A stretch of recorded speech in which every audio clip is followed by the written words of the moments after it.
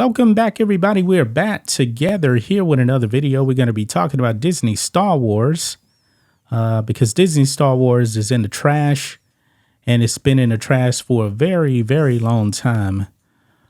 The biggest mistake George Lucas actually made with Star Wars to me is actually selling it to Disney back in 2012. A lot of people were excited to see what Disney was going to do with it, but I already knew that without George Lucas, it would not be the same.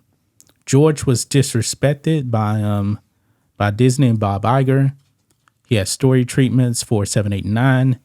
They brought him into a meeting, and then George was surprised and said, wait a minute, hold on. This isn't what I gave you.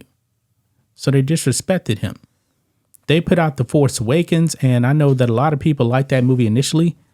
I remember when I went to the movie theater to see that movie, and actually ran into a guy I was friends with in college in Louisiana. He's a big Star Wars fan.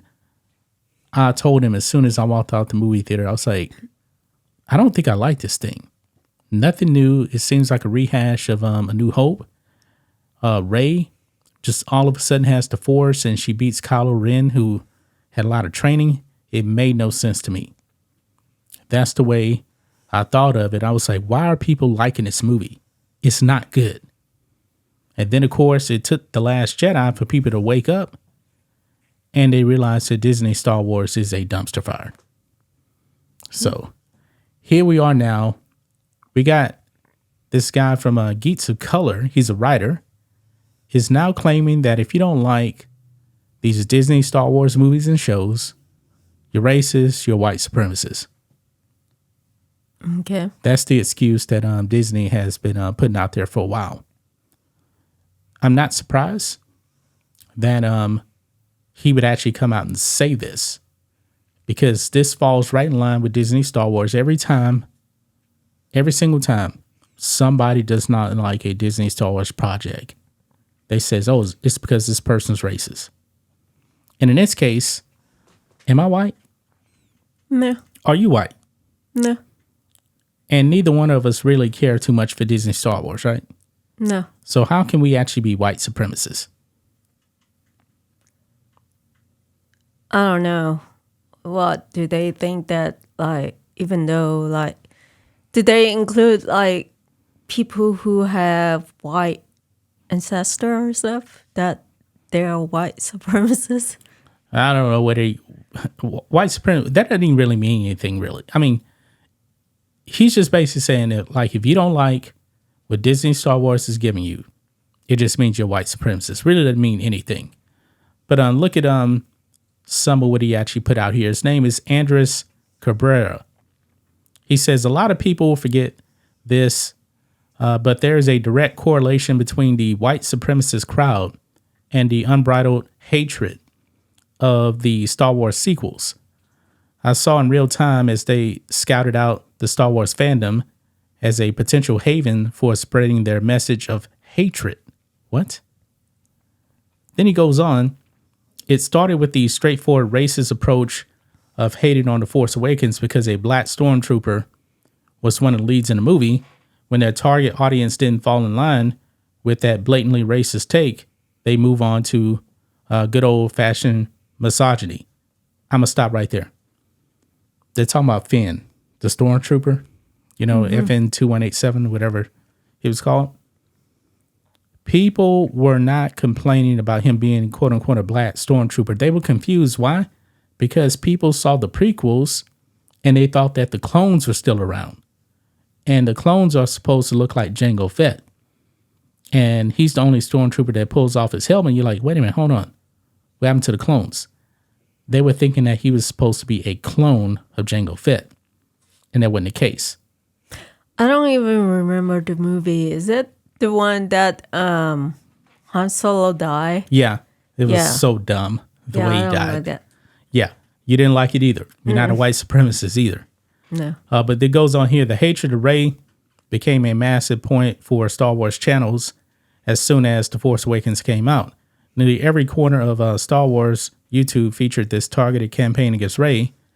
This coordinated effort created similar talking points with different variations in order to spread across online spaces. That's not true. There was a ton of people loving The Force Awakens. I was critical of it because Rey just all of a sudden has the Force and she could just beat Kylo Ren. That doesn't make any sense. I thought it was dumb. There wasn't really people hating on Rey at that point. It really wasn't until The Force Awakens where she started disrespecting Luke. They made Luke into a bumbling idiot, a quitter. Then people had a lot of problems with the sequels. But not in The Force Awakens. I mean, even here on the Rotten Tomato score, 85% with the audience, 93% with the critics. I do believe this score was actually higher back then, though. So it's dropped. And a lot of people have been turned off on The Force Awakens because of The Last Jedi, which has a 42% rating now. Yeah, the Rey thing is kind of like, Sabine, like she suddenly have the Force, I hate that. And it just doesn't make any sense. Yeah, neither one of them needed any training at all. And then when they made The Rise of Skywalker, which I called Rise of Palpatine, they had Leia actually training Rey in the Force, and she was supposed to be completing her training in. But the second movie was called The Last Jedi, right? Mm-hmm. And the Rise of Skywalker contradicts that because The Last Jedi was supposed to be Luke, and Luke dies. There's not supposed to be any more Jedi, but all of a sudden now Leia's a Jedi now. And she's training Rey. It doesn't make any sense. The movies contradict themselves. One of the things that, I don't really understand is that, in George Lucas Disney, where Master Yoda, doesn't want Qui-Gon, is that his name? Qui-Gon Jinn? Yeah, Qui-Gon Jinn to train Anakin because he's too old. Yeah, he's too old. They think he's dangerous. Yoda says, grave danger I sense in his training. Yeah, but I also thought that for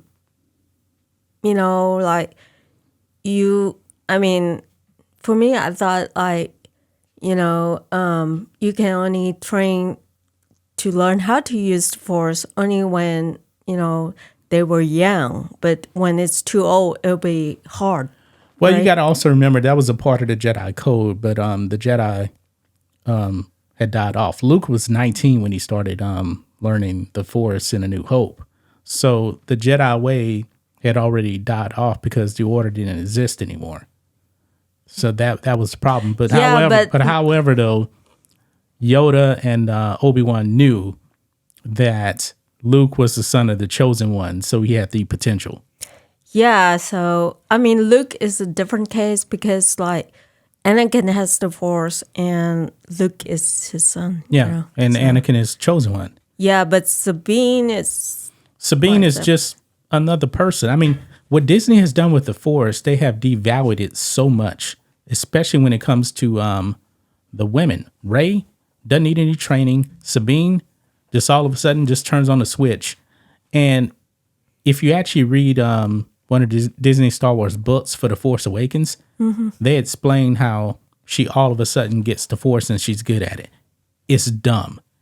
They basically said that that Rey downloaded Kylo Ren's training through the Force.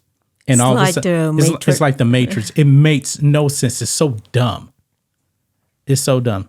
But he continues on here. He says, an important thing to remember is that these tapes came from the same people, the same ones who were screaming and crying because there was a black lead in a Star Wars movie, came from the same spaces as the originators of the hate movement against Rey.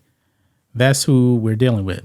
After The Last Jedi, all hell broke loose. The message became even more effective with camouflage talking points that were made to seem more sensible and relatable while still harboring the same theme. They sugarcoated the brazenness of their contempt to appear to be more reasonable. This guy's really, really shilling right here. Let's see here. The problem is this sentiment is still alive and growing within the Star Wars community. We saw it with the hatred against Reva and Obi-Wan, the too many female characters take against Ahsoka, and on it goes. It has become almost imperceivable from a regular Star Wars fandom. Clearly, I'm not saying a dislike or disappointment in a recent Star Wars project automatically equates to the worst of the fandom. However, there's a distinct bad faith portion of the Star Wars fandom that has become effective in their messaging and branding as just speaking the truth. Well, let's just be real. For the most part, these female characters that they have created have been horrible. Reva was terrible. They forced her into the Obi-Wan show when the Obi-Wan show was supposed to be about Obi-Wan and Anakin / Vader. Her story was horrible. The lightsaber did not kill her twice. She got stabbed by a lightsaber twice. Never died. They did the same thing with Sabine. Yeah, I don't understand why she is in the Obi-Wan show because she was a virtuous ending character. That's it. I mean, she can have her own TV show. I mean, but they know nobody will watch it because she was a terrible character. That's why they forced her into Obi-Wan. And by the way, nobody bought her her toys, her lightsaber. They didn't even produce it because there was no demand for it. Nobody cared about that character. Yeah, I don't like. It seems like the Obi-Wan show is not about Obi-Wan; it's about her. Yeah, she was overshadowing the Obi-Wan show. She was terrible. Terrible. And Obi-Wan letting her go at the end. I mean, she tried to kill Luke. And all of a sudden, Obi-Wan just says, oh, you can go or whatever. I mean, it didn't make any sense. That show was terrible. Terrible. And the Ahsoka show, I mean, Star Wars, George Lucas said, is supposed to be a coming-of-age story for boys. And Disney Star Wars has gotten away from boys. They're not producing anything good, not even for the females. I mean, the female stuff they produce has been terrible. Mm-hmm. It's horrible. They've gotten away from the core of Star Wars, and George Lucas, by this guy's point, George Lucas is a white supremacist too and racist. George Lucas doesn't like this stuff either. He was critical of The Force Awakens when it came out. He was critical of that movie. Because he said, the way I like to do things, I like to have new places. I don't like rehashing, stuff like that. He said that. He was slamming The Force Awakens. But he wasn't having a white supremacist talking point on it. So, I don't know. That's pretty dumb. But anything else you want to add to this before we wrap it up? Yeah, I think he says something that in one section where some of the fans say like the Ahsoka is too many female characters. Yeah. That's what I read that part, I believe, already. Yeah. I mean, it's a female driven show. And Grand Admiral Thrawn he wasn't even really that interested in the show. No, the only interesting one is what's his name? Ben. Who is it? In the Shogun show. Oh, Balin Skull. Yeah. He was good. He was good. But it was supposed to be almost like a Rebel spinoff. But guess what? No Zeb, no Agent Callus. 2 male characters they didn't give us in this show. They didn't give it to us at all. So, but I think that's going to wrap it up, guys. We'll be back tomorrow with another video. Until then, be safe. Goodbye.